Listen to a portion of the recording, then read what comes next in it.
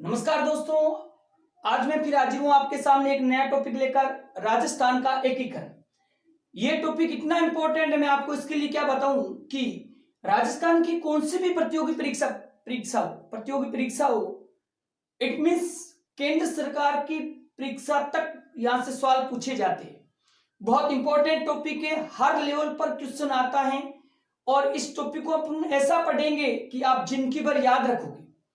मैं आपसे गारंटी से कहता हूं। आप राजस्थान का एकीकरण, अब एकीकरण क्यों किया, कैसे हुआ, क्या जरूरत पड़ी इसके लिए अपने को, क्योंकि पूरा भारत एकीकरण से पहले किसमें बंटा हुआ था? रियासतों में बंटा हुआ था। रियासतें थी और सारी रियासतों को अंग्रेजों ने अंग्रेजी शासन, अंग्रेजी कंपनी शासन करने लगी थी। अंग्रेजों ने रियासतों को अपनी सुविधा के लिए 4 श्रेणियों में बांटा था, ए, बी, सी और डी श्रेणी। ए श्रेणी कौन सी थी अंग्रेजों के अनुसार? यानी जिस श्रेणी में उत्पादन अच्छा होता था, जो धान्य संपन्न श्रेणी थी, रियासत थी, उसको ए श्रेणी में रखा गया था। और जो उससे थोड़ी कम थी, सिंचाई सुविधा, उत्पादक थोड़ा उससे कम था, उसको बी में रखा था। और सभी जो केंद्र शासित प्रदेश थे उसको किस में रखा था? सी में रखा था। केवल किसको? अंडमान निकोबार को छोड़कर। अंडमान निकोबार को भारत का काला पानी कहा जाता है, काले पानी की सजा यहां पर दी जाती थी, तो ये केवल एक ही डी श्रेणी में था।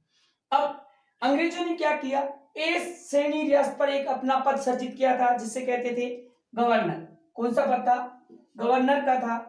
बी श्रेणी में था एजीजी और सी श्रेणी में चिपसिप था। तो इस प्रकार पद सृजित कर रखे थे। हमारा जो राजस्थान है, ध्यान रखना यहां से, किस श्रेणी में शामिल था? बी श्रेणी में था। और हमारे राजस्थान में एक केंद्र शासित प्रदेश था जिसका नाम था अजमेर मेरवाड़ा। किस श्रेणी में शामिल था? सी श्रेणी में शामिल था। तो ये कुल श्रेणियां थी 4। अब इस श्रेणियों में क्या था? अब रियासती शासन था और श्रेणियां थी, किसमें बंटी थी? सियार। अब रियासतें कितनी थी भारत में? रियासतें पहले भारत में कितनी थी और राजस्थान में कितनी थी? भारत में लगभग 565 रियासतें थी और राजस्थान में 19 रियासतें थी। कितनी रियासतें थी? 565 और 19। अब ये इस रियासत का जो प्रमुख क्या कहलाता था? राजा कहलाता था। क्या कहलाता था? राजा या राज प्रमुख कहलाता था। अब राजा क्या करता था? अपनी रियासत में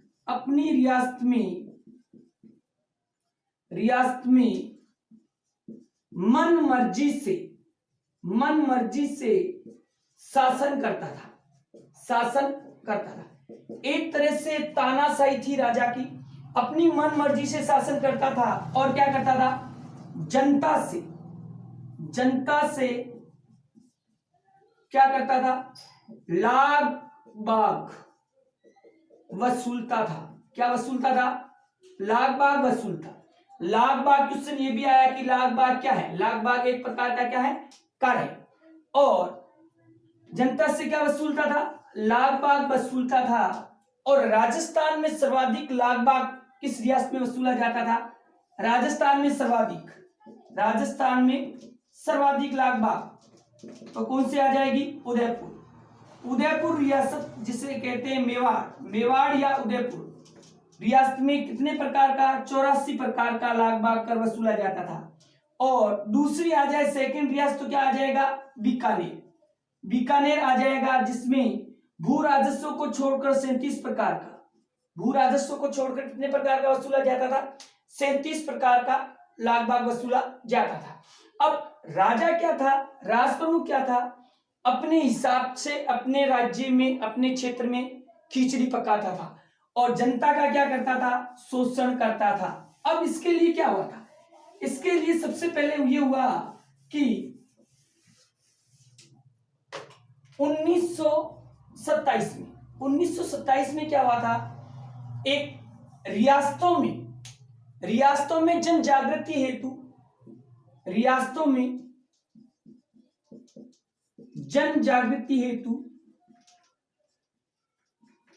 हेतु संस्था का गठन संस्था का गठन कब किया था? 1927 में।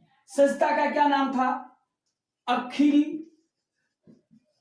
भारतीय देसी राज्य लोक परिषद एक संस्था बनाई थी।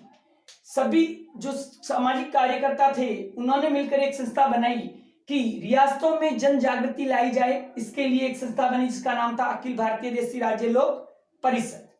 इसकी स्थापना कब हुई थी? 1927 में। और इसका प्रथम अधिवेशन कहां पर हुआ था? अधिवेशन बंबई में हुआ था। कहां पर हुआ था? बंबई में हुआ था। अब इस संस्था का क्या होने लगा? प्रतिवर्ष अलग अलग रियासतों में सम्मेलन होने लगा।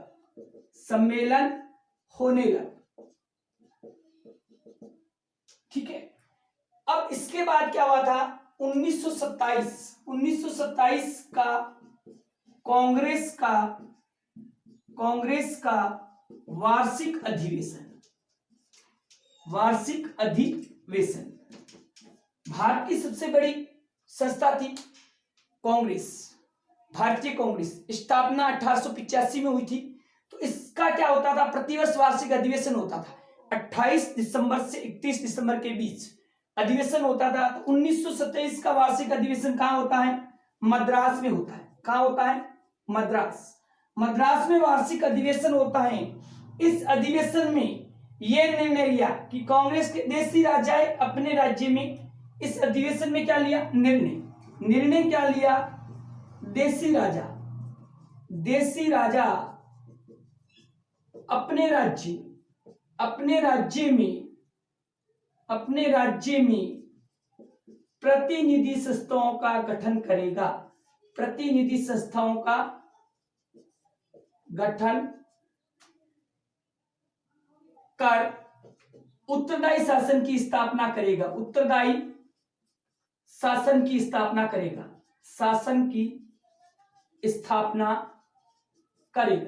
ध्यान रखना, क्वेश्चन आजकल ऐसे ही आ रहे हैं कि कांग्रेस के किस अधिवेशन में रियासतों के एकीकरण पर बल देते हुए या रियासतों के एकीकरण की शुरुआत हुई थी। तो कांग्रेस का वार्षिक अधिवेशन कौन सा? मद्रास वाला, 1927 का।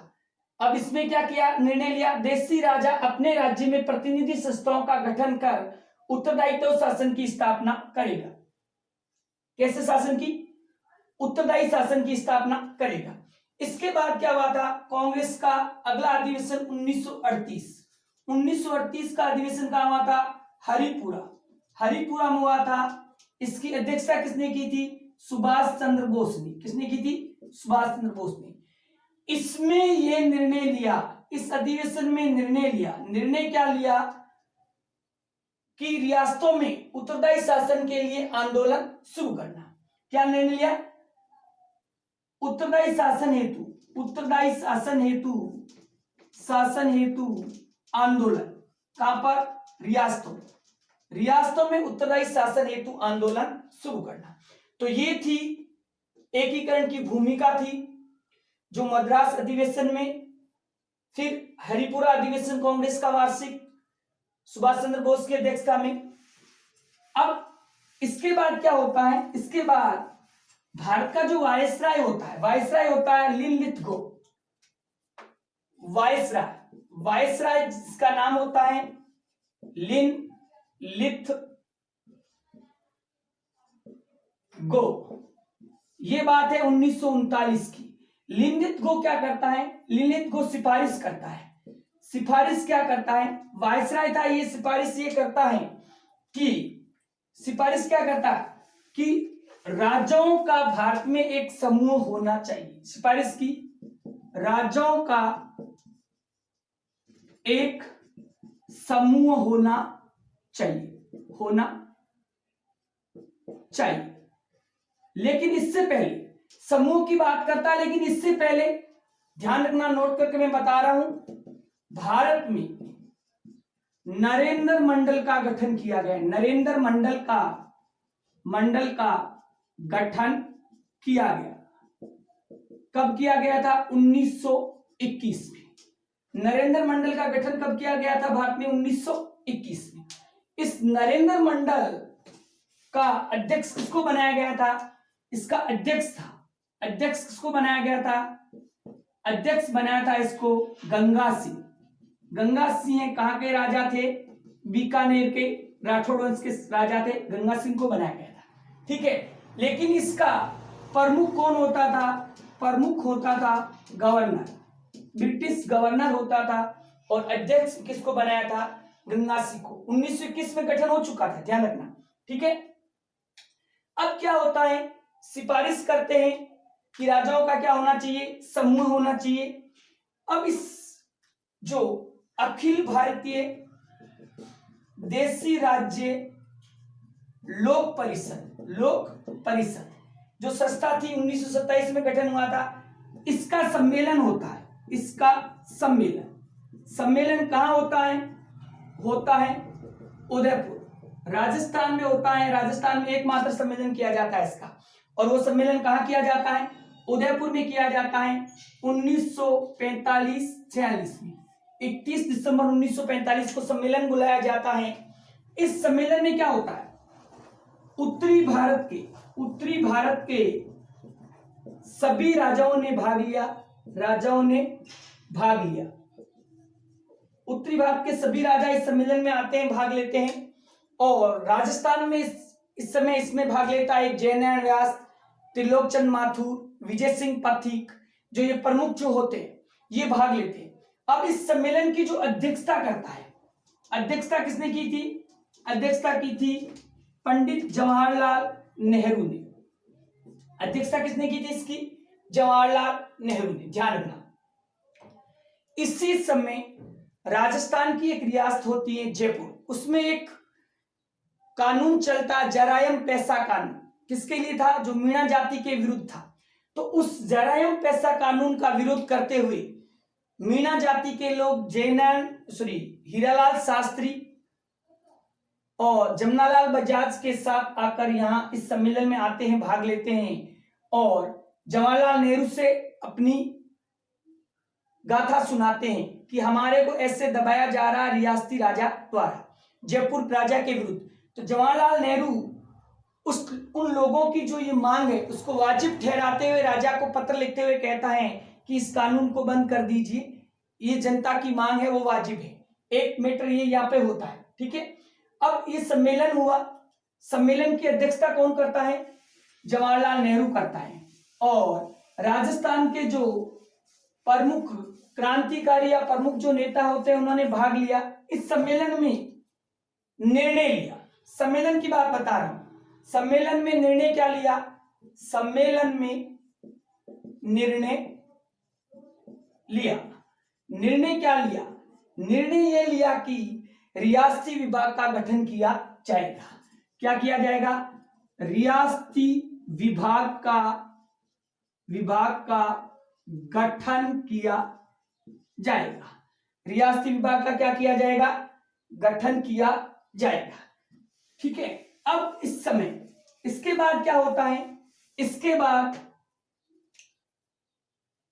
एकीकरण से पूर्व मैं बात करूं तो एकीकरण से पूर्व ब्रिटिश पीएम, ब्रिटिश प्रधानमंत्री कौन होता है? चर्चिल होता है। कौन होता है? चर्चिल। लेकिन एकीकरण के समय कौन होता है? एकीकरण के पूर्व होता है ब्रिटिश प्रधानमंत्री चर्चिल और एकीकरण के समय होता है क्लीमेट एटली होता है। ध्यान रखना, ये क्वेश्चन यहां से आता है। ठीक है, अब इस समय एकीकरण के समय अब वायसराय कौन होता है? वायसराय या गवर्नर कौन होता है? माउंटबेटन कौन होता है? माउंटबेटन होता है। अब माउंटबेटन गवर्नर होता है। ठीक है, अब जो ये निर्णय लिया था, इस निर्णय के तहत क्या किया गया था? रियासती विभाग का गठन कब होता है? 5 जुलाई 1947। रियासती विभाग का गठन कब होता है? 5 जुलाई 1947। इंपॉर्टेंट है, इसको ध्यान रखना। रियासती विभाग का गठन कब होता है? 5 जुलाई 1947 उदयपुर में लिए गए सम्मेलन में निर्णय के अकॉर्डिंग इस विभाग का अध्यक्ष किसको बनाते हैं? अध्यक्ष बनाते हैं सरदार वल्लभ भाई पटेल को। अध्यक्ष किसको बनाते हैं? सरदार वल्लभ भाई पटेल को। और इसका सचिव किसको बनाते हैं? सचिव बनाते हैं वीपी मेनन को। सचिव किसको बनाते हैं? वीपी मेनन को। ये वीपी मेनन कौन था? ये कौन था? ये माउंटबेटन का सलाहकार था। ध्यान रखना कि माउंटबेटन जो गवर्नर या वायसराय होता है उसका सलाहकार होता है, उसको इसका सचिव बनाते हैं। अब रियासती विभाग को कार्य क्या सौंपा दिया गया है? कार्य क्या सौंपा? कार्य है रियासतों का एकीकरण करना। तो ये हो गया, देखो ये हो गया अपने रियासती विभाग का गठन। उसका अध्यक्ष सरदार वल्लभ भाई पटेल को बनाते हैं, सचिव वीपी मेनन को बनाते हैं। वीपी मेनन क्या होता है? एक सलाहकार होता है। एकीकरण से पहले प्रधानमंत्री ब्रिटिश चर्चिल होता है। एकीकरण के समय कौन होता है? क्लीमेट एटली होता है। भारत का गवर्नर कौन होता है? वायसराय। सारे क्वेश्चन इंपॉर्टेंट है, कैसा भी क्वेश्चन आ सकता है। अब जो मैंने बताया था, अब क्या करता है जो गवर्नर होता है वायसराय, माउंटबेटन। कौन था? माउंटबेटन क्या करता है? एक मीटिंग बुलाता है। क्या बुलाता है? मीटिंग बुलाता है। मीटिंग कब, कहां पर बुलाता है? दिल्ली में मीटिंग बुलाता है। और मीटिंग कब बुलाता है? तो 25 जून 1947 को। 25 जून 1947 को माउंटबेटन दिल्ली में मीटिंग बुलाता है, जो भारत का वायसराय होता है। और इस मीटिंग में किसको बुलाता है? नरेंद्र मंडल के सदस्यों को। नरेंद्र मंडल के सदस्यों को बुलाता है। अब इस मीटिंग में क्या करता है? इस मीटिंग में 2 प्रपत्र जारी करता है।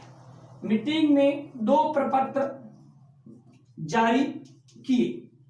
2 प्रपत्र जारी किए। एक प्रपत्र का नाम था, क्या नाम था? Instrument of action. Instrument of action था। दूसरे प्रपत्र का नाम था, standing steel of agreement. Standing steel of agreement.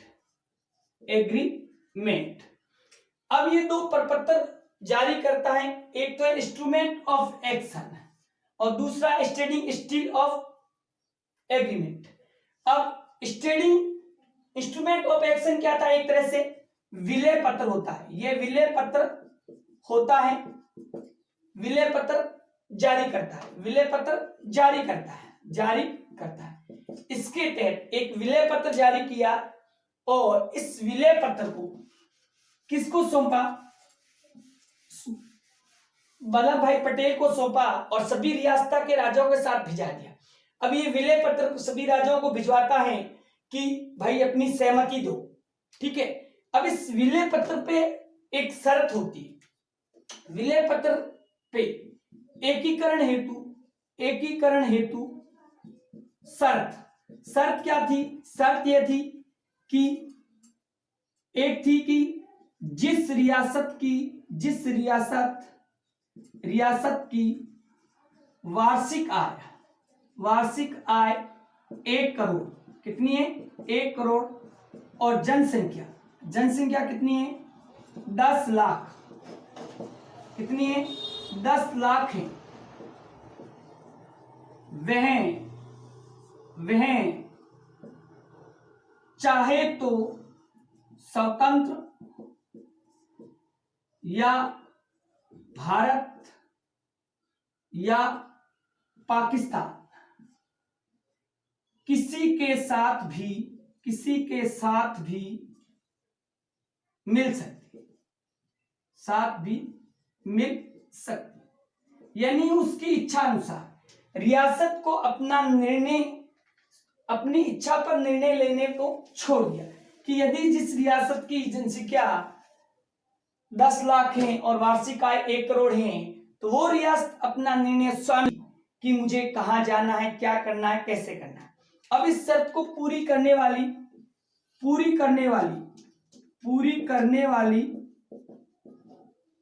Rajasthan की रियासत कितनी थी? 4 थी।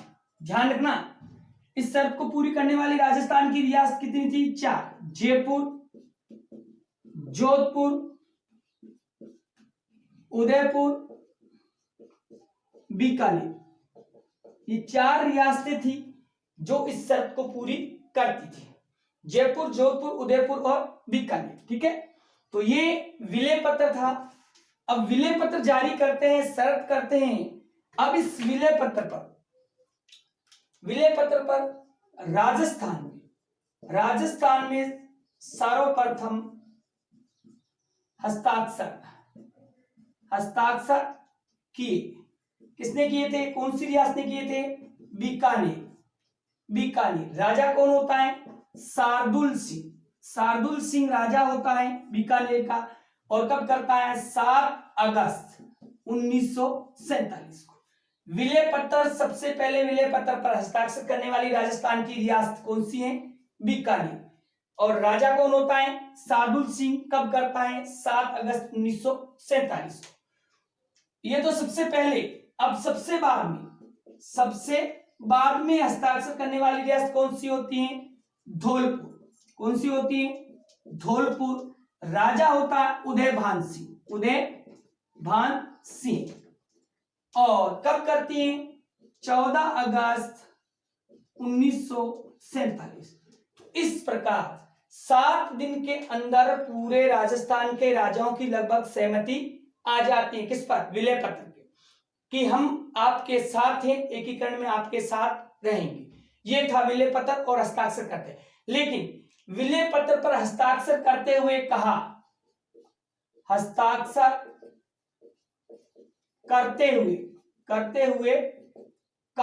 किसने कहा? क्या कहा? मैं अपने डेथ वारंट पर हस्ताक्षर कर रहा हूं। मैं अपने डेथ वारंट पर हस्ताक्षर कर रहा हूं। किसने कहा? ये कहा था, किसने कहा था? चंद्रवीर सिंह बांसवाड़ा का राजा होता, जिसका नाम होता चंद्रवीर सिंह। उन्होंने अपने कांपते हाथों से हस्ताक्षर करते हुए कहा कि मैं अपने डेथ वारंट पर हस्ताक्षर कर रहा हूं। तो ये था विलय पत्र। अब विलय पत्र पर किसने हस्ताक्षर करते हुए आनाकानी की थी? तो अपनी कौन सी थी? आनाकानी करने वाली रियासत थी। कौन सी थी? जोधपुर थी और टोंक थी। टोंक मुस्लिम रियासत थी। और जोधपुर कहां आनाकानी क्यों कर रही थी? जोधपुर कहां जाना चाहती थी? पाकिस्तान के साथ मिलना चाहती थी। तो इस प्रकार विलय पत्र पर क्या हुए? हस्ताक्षर हुए और अब राजस्थान का एकीकरण शुरू होता है। ठीक है, राजस्थान का एकीकरण शुरू होता है। ठीक है, जोधपुर, थोड़ा सा यहां देखना। जोधपुर का राजा होता है हनुमत सिंह। कौन होता है? हनुमत सिंह या हनुमत सिंह। इन्होंने क्या किया? पत्र पर हस्ताक्षर करने से क्या कर दिया? हस्ताक्षर करने से मना किया। मना करता है तो उस समय, क्योंकि हनुमत सिंह के पास आकर मिलता है, कौन मिलता है? जिन्ना मिलता, मोहम्मद अली जिन्ना मिलता है। जिन्ना इसको कहा? जोधपुर को पाकिस्तान के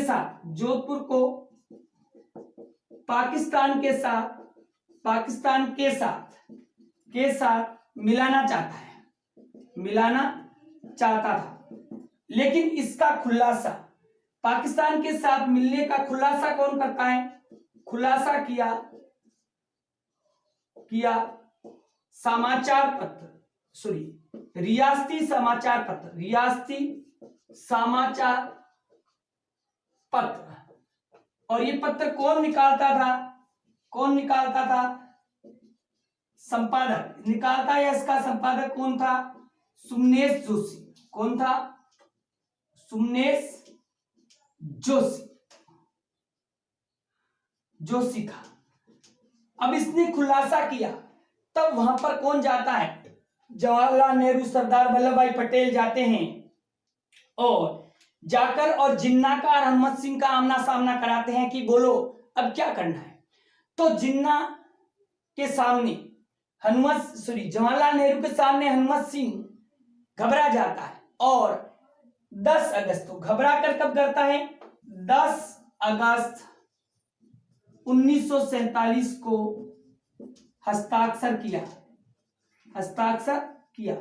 अब जोधपुर ने हस्ताक्षर, हनुमत सिंह बहुत बार एग्जाम में पूछा है, लेकिन ध्यान रखना जोधपुर ने हस्ताक्षर कब किया? बड़े लेवल पर क्वेश्चन आ सकता है 10 अगस्त 1947 को। और हस्ताक्षर करता है तब हनुमत सिंह क्या करता? अपना जो पेन है, पेन की इस प्रकार पेन की पिस्तूल बनाता हुआ, यानी पेन पिस्तूल को जिन्ना के सामने तानते हुए हनुमत सिंह कहता है कि तू भूल जा, मैं हरगिज ही तुम्हारे साथ मिलने वाला नहीं।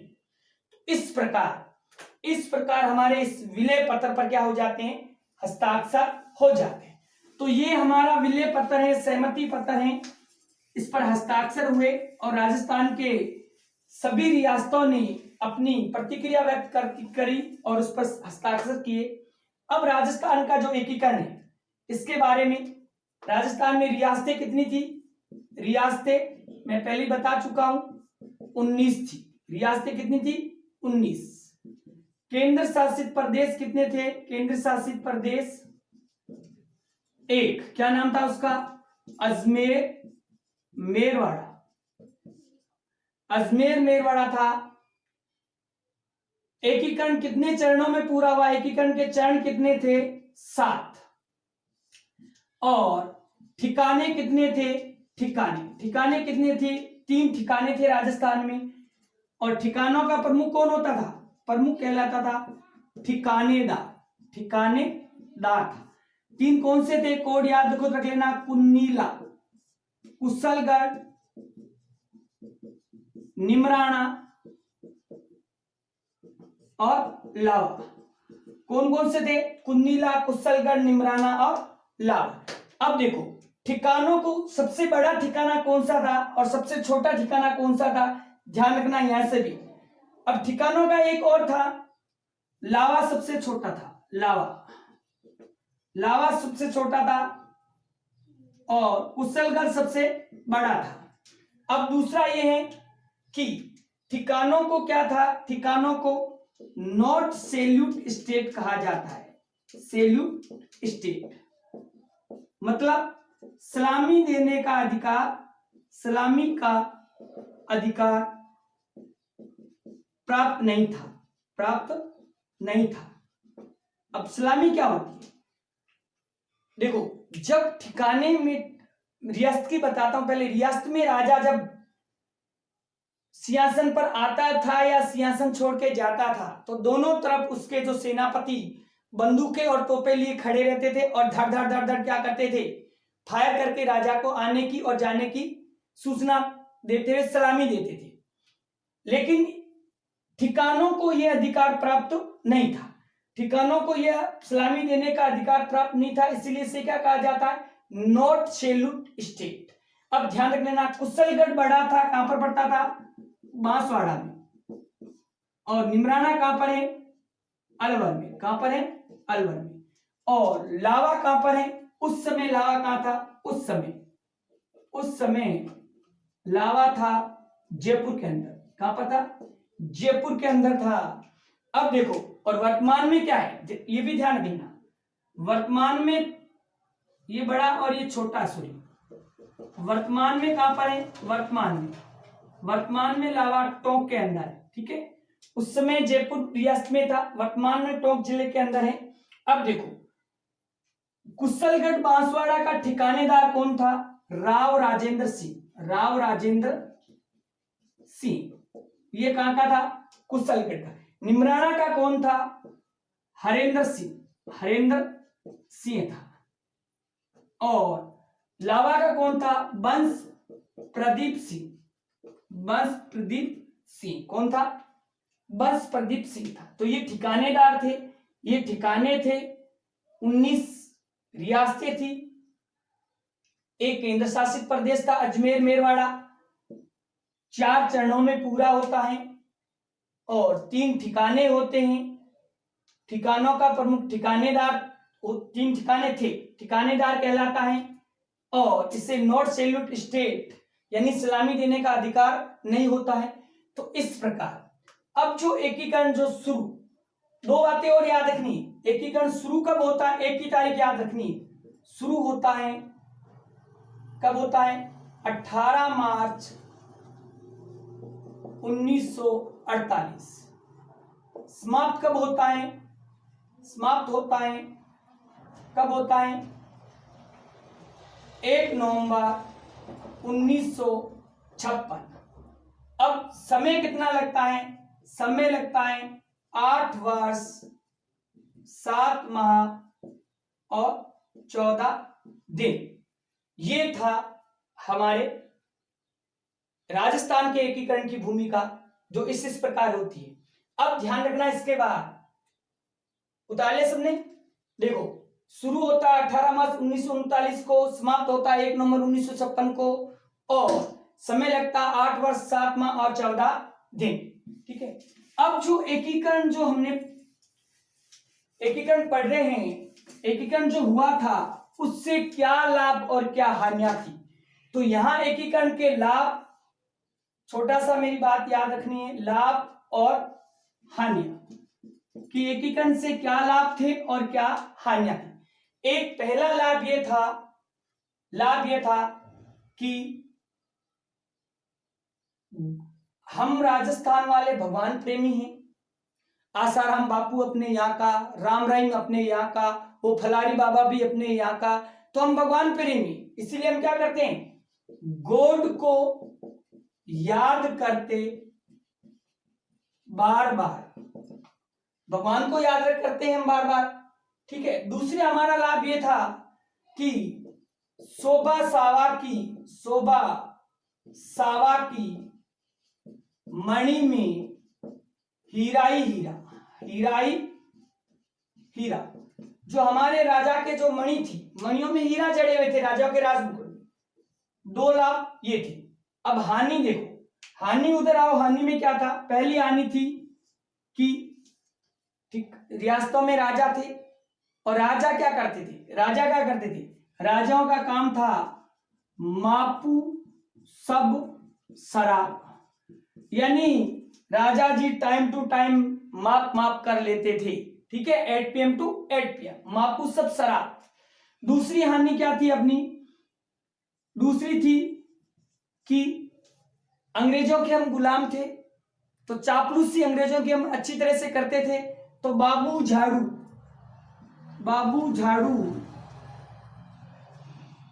कीको प्रसाटो।